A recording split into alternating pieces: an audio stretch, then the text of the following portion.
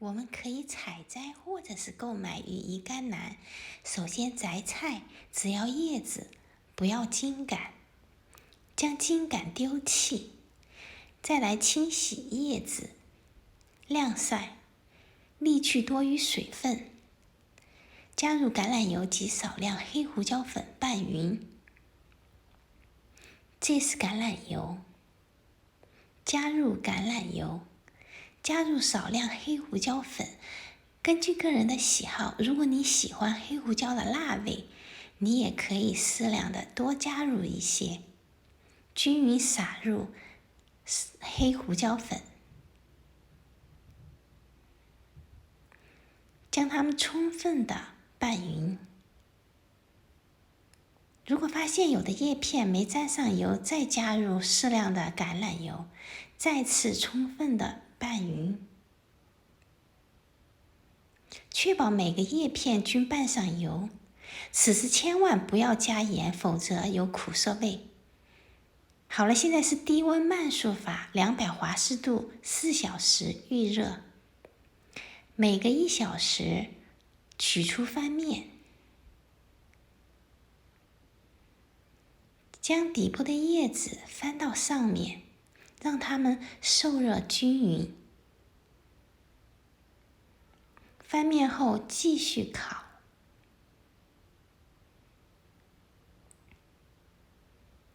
送回烤箱，再继续烤，总共烤4小时。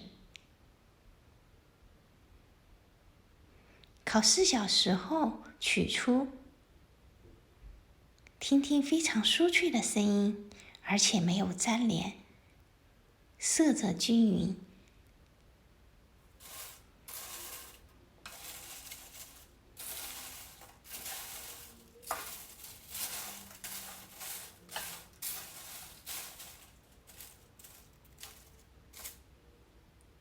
品尝一下吧。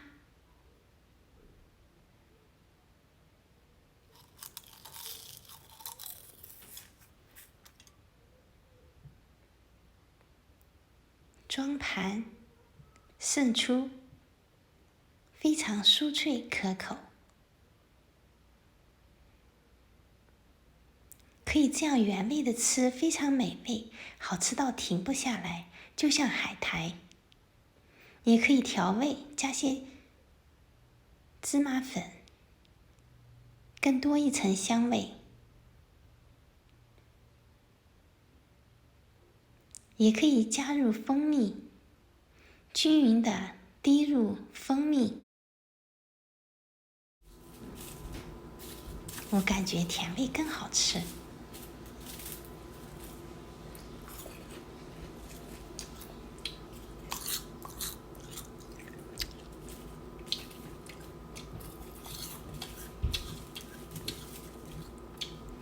哇，好吃的不得了！